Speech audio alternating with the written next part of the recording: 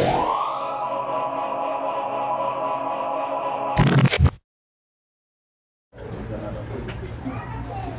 know what I hate?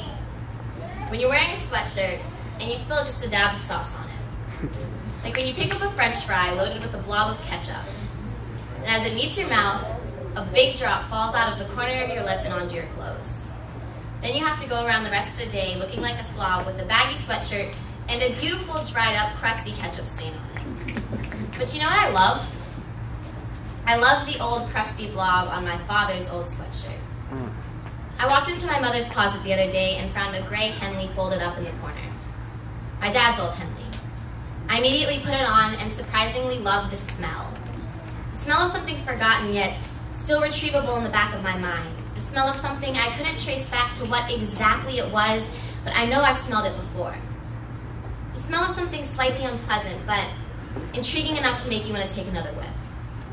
And the feel, the way the woven material was soft and warm, yet slightly itchy on my bare arms. And as I was admiring my newly found sweatshirt, I noticed the spot. The old crusty blob right in the middle of the sweatshirt. Now, normally a crusty spot of sauce on a sweatshirt wouldn't put me on the verge of tears, but this one did. Because I know that that drop of ketchup had fallen out of his lips and onto the Henley soon before those same lips stopped moving forever. That the sauce spilled on the sweatshirt was a foreshadow to the blood that would soon be spilled all over the inside of his chest. Wow. You see, the last person to be inside of this gray Henley was my father. My father who passed away 13 years ago.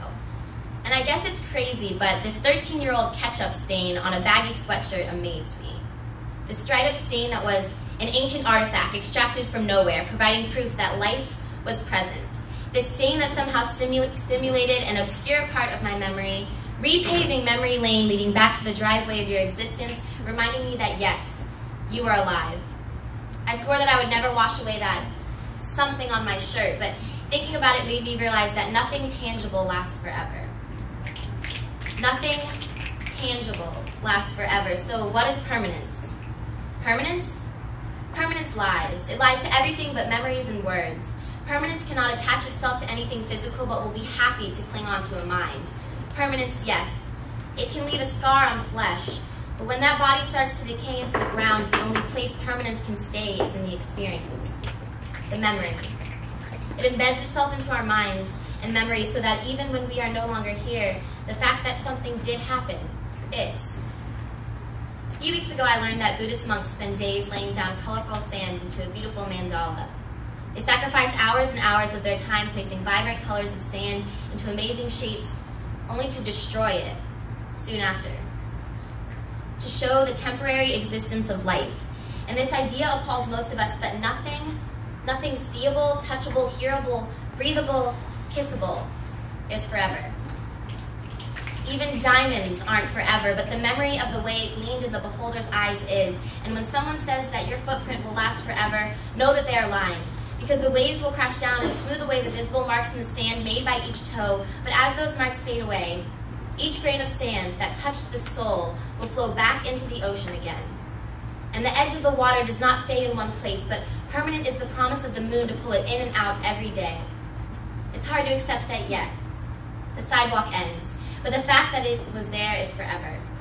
And though someday this road that we're on will crumble apart, just watch for the flowers growing up through the cracks because they're beautiful, even in their temporary state. And Father, though your road dead-ended before we all would have liked, I know that only your memory is permanent. And even though that road has been cracked by daisies pushing their way through the asphalt, I pray that one might just turn out to be a dandelion, so that I can make a wish that I will never forget you. The existence of a soul is like a star, and although stars eventually fade out and disappear, the constellations that they made will always be in our history. See, people are like beautiful snowflakes that fall into Earth's warm palms, but melt away before their intricate beauty can be fully appreciated. But when that snowflake melts back into water, it becomes part of a cycle again. Maybe that melted snow will become a new piece of the ocean, a droplet of frozen rain, or a tear, but it is never fully destroyed. And maybe tide can wash away the stain on the shirt, but in my mind, I know that the tide of your memory will never stop flowing. Yes, I thought that maybe preserving the stain on your old sweatshirt would somehow preserve you, but only memory is important, and unlike a stain, that will last forever.